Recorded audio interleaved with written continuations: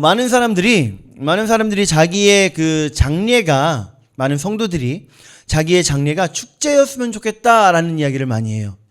여러분도 그런 생각 해본 적 있으신가요? 내가 믿는 사람으로서 나의 장례식이 사람들이 와서 엉엉 울고 가는 그런 장소가 아니라 나의 천국 환송잔치였으면 좋겠다. 이런 생각 해보신 적 없으세요? 전혀 없으시구나. 얼마 전에 재밌는 노래를 하나 들었어요. 원래는 몽골 선교사님 부부의 자녀들인데 우리나라에 와서 가수 활동을 하고 있는 그 남매, 악동 뮤지션. 그 중에 오빠가 이찬혁 씨죠. 네, 이제는 성인이 됐으니까 이찬혁 군이 아니라 이찬혁 씨. 네. 그분이 꽤 재밌는 노래를 만들고 불렀더라고요. 에러라고 하는 그 앨범에서 장례 희망이라는 곡을 불렀어요. 어떤 대형 교회에서는 이 곡의 후렴구를 가지고 찬양하는 시간에 같이 부르기도 했을 정도로 꽤 괜찮은, 저 나름의 생각으로는 꽤 괜찮은 곡이었습니다.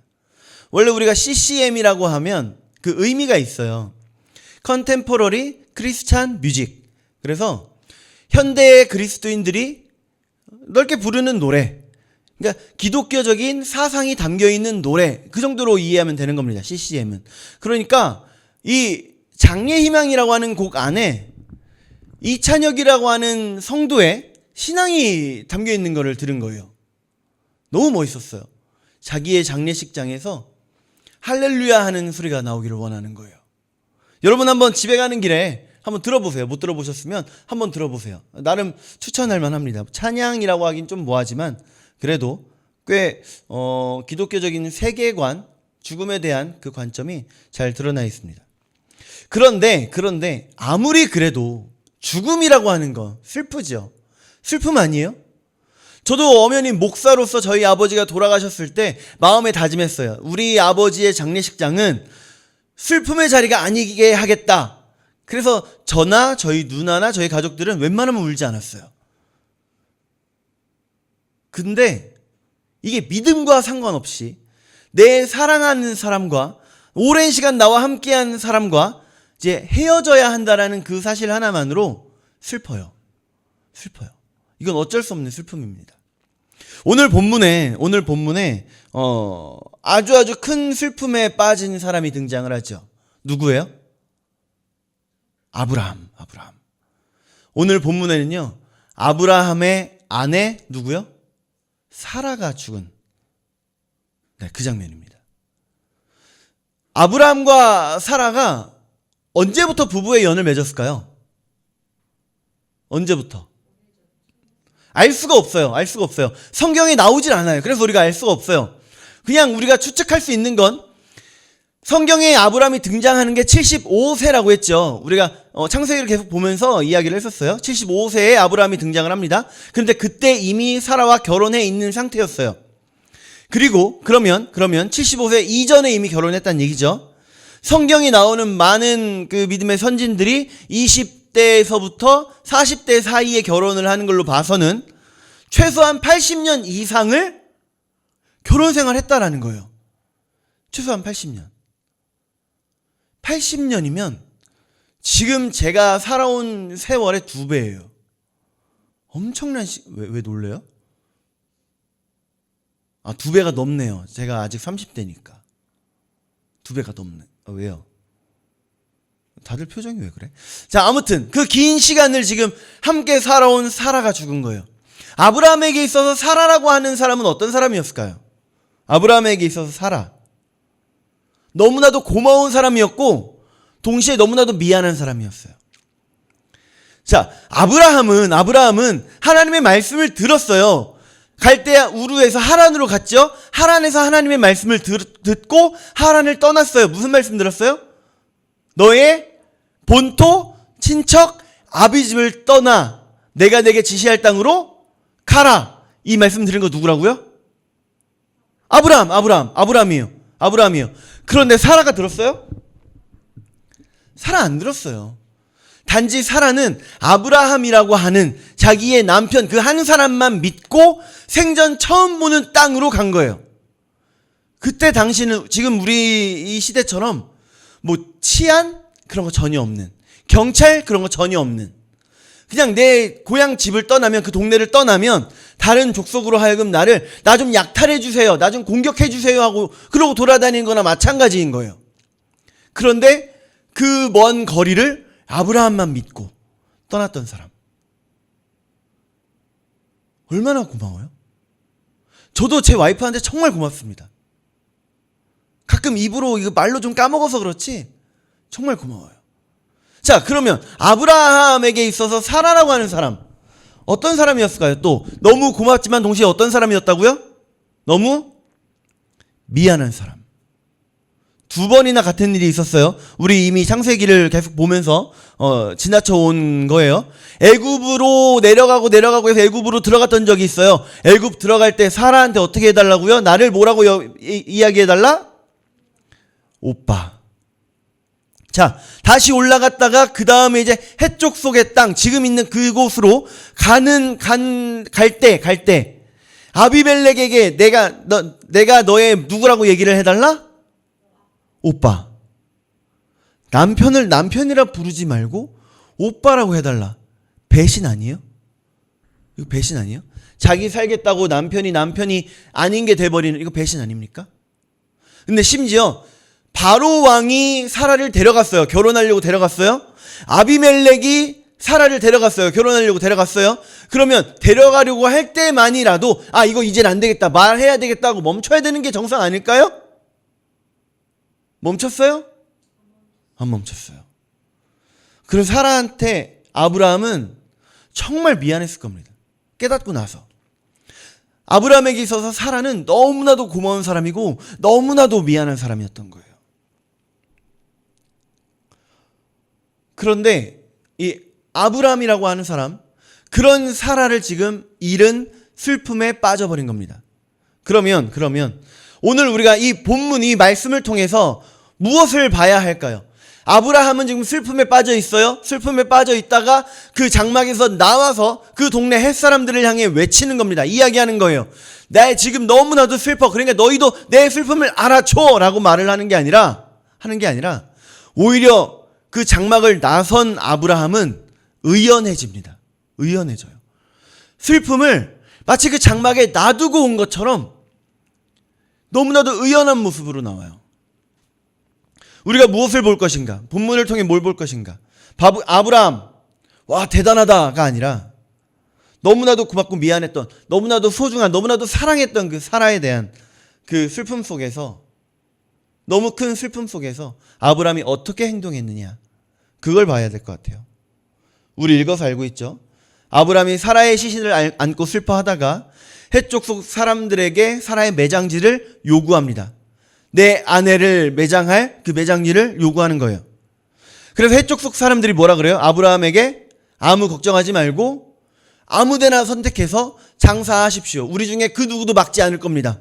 그렇게 이야기하죠. 그러니까 아브라함이 선택을 해요. 에브론의 굴과 땅을 뭐 하겠다? 받겠다, 사겠다. 사겠다. 자, 아브라함은요, 헷 족속에게 있어서 굉장한 사람입니다.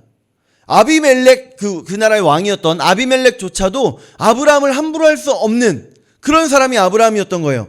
왜냐하면 우리가 이전에도 봤겠지만 그 북쪽에 4개의 연합군이 남쪽에 있는 5개의 나라를 완전히 정복하고 나서 롯을 포로로 잡고 올라가는 중에 아브라함이 롯을 구하기 위해 그 종들과 함께 출동하잖아요. 기억나죠?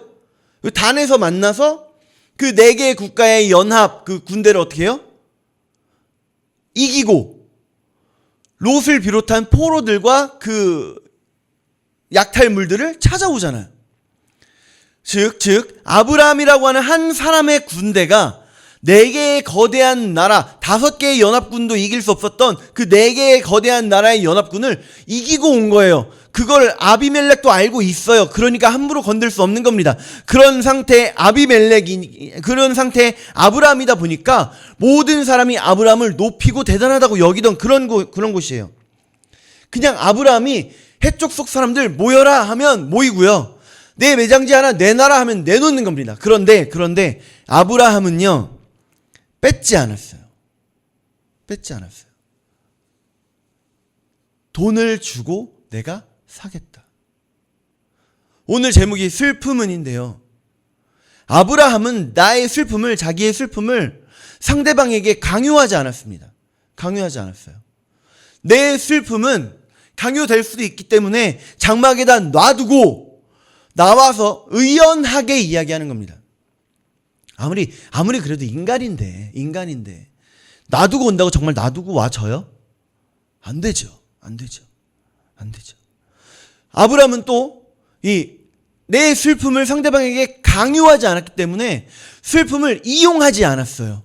슬픔을 이용하지 않은 겁니다. 나 너무 슬프니까 너희들 가지고 있는 것 중에 내가 필요한 것 좀 공짜로 좀 줘. 내가 그것들을 좀 이용하고 싶어. 절대 그러지 않았습니다.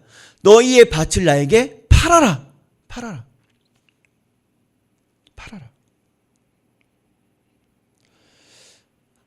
오늘 본문의 이 아브라함은요, 자기의 슬픔을 이용하지 않고 강요하지 않고 오히려 슬픔을 누르고 의연하게 상대방을 대합니다. 그리고 정말 중요한 건요, 내 슬픔을 누르고 상대방을 대하는 그 이유에 있는 거예요. 이유. 왜 내 슬픔을 상대방에게 강요하지 않았을까요? 내 슬픔을 전달하면 그 슬픔을 전달받은 상대는 나에게 어떻게 할까요? 위로하지 않을까요? 너무 슬픈 사람을 보면 여러분, 우리 위로하고 싶잖아요. 꼭 위로해주고 싶잖아요. 정말 사랑하는 사이라면 안아주고 싶잖아요. 그죠? 그게 정상이잖아요. 이게 잘못됐다는 거 아니에요. 당연히 그래야 됩니다. 여러분, 슬퍼하는 사람들이 있으면 얼마든지 같이 안아주고 같이 슬퍼해 주세요. 위로해 주세요. 그런데 아브라함의 마음속에는 뭐가 있었냐면, 내 슬픔의 진짜 위로자 되시는 분은, 진정한 위로자는 하나님뿐이다. 이게 있었던 겁니다. 이게 있었던 거예요. 그러면 아브라함이 나의 슬픔을 위로하실 분은 오직 하나님뿐이야, 그러니까 너희의 위로는 받지 않아 하고 해쪽 속을 멀리 밀어내버렸을까요? 아니죠. 이들이 말하는 그 자체가 지금 계속해서 위로해주고 있는 거예요. 계속해서 위로해주고 있는 겁니다. 슬픔 가운데 걱정하지 마시고 우리의 것을 사용하세요라고 위로하고 있는 겁니다. 그러면 그에 대한 아브라함의 당연한 반응은 뭘까요? 위로를 받고 있어요? 그럼 우리의 반응은 뭐예요? 왜 말로밖에 위로를 못하는 거야? 그래야 될까요? 말로만 하면 끝이냐? 그래요? 아니죠. 날 위로해주는 사람에게 있어서 나는 뭘 해줘요? 왜요? 감사해야죠. 당연한 거 아니에요? 감사해야죠. 감사하는 겁니다. 감사. 오늘 본문에 보니까요, 아브라함이 헷 족속 백성들을 향해서 어떻게 했는지가 나오죠. 두 번이나 같은 내용이 나와요. 두 번이나 헷 족속 사람들을 향해 굽힙니다. 감사를 표하는 거예요. 허리를 굽혀서 감사를 표하는 거예요. 나에게 그렇게 대접해준, 나를 위로해준 헷 족속 사람들을 향해 아브라함이지만, 해쪽 속 사람들이 그렇게 대단하다 여겨야 할 만한 그런 사람이지만, 그럼에도 불구하고 두 번이나 허리를 굽혀서 인사를 해주는 거죠. 여러분, 오늘 우리 말씀 통해서요, 우리가 슬픔 가운데 어떤 모습으로 있어야 하는지를 살펴보는 겁니다. 여러분, 우리는 슬픔의 상황이 됐을 때 슬픔에 잠식되지 말자고요. 슬픔을 묵상하지 말자고요. 슬픔은요, 묵상하면 묵상할수록 더 깊이 빠져들어갈 뿐이에요. 슬픔에 대한 묵상은 멈추고 오히려 그 가운데에서 하나님을 바라봅니다. 하나님을 바라봐요. 우리 시편 30편 11절 말씀 한번 볼까요? 시편 30편 11절. 자, 시작. 주께서 나의 슬픔이 변하여 내게 춤이 되게 하시며 나의 베옷을 기쁨으로 띠띠우셨나이다. 아멘. 하나님을 바라봄으로 슬픔이 기쁨 되어지는, 오히려 감사가 되어지는 저와 여러분들 되기를 축복합니다.